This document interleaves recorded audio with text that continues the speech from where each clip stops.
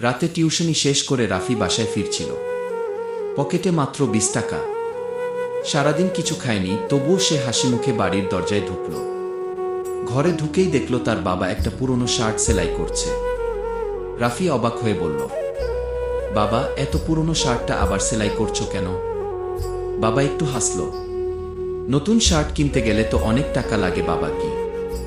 রাফি চুপ করে গেল, কারণ সে জানে গত মাসে তার কলেজের ফি দিতে বাবাই নিজের নতুন শার্ট না কিনে সেই টাকা তাকে দিয়েছিল।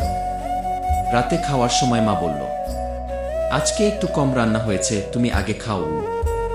রাফি বুঝে গেল বাড়িতে খাবারও কম। সে বলল, মা, আমি টিউশনি বাসায় খেয়ে এসেছি।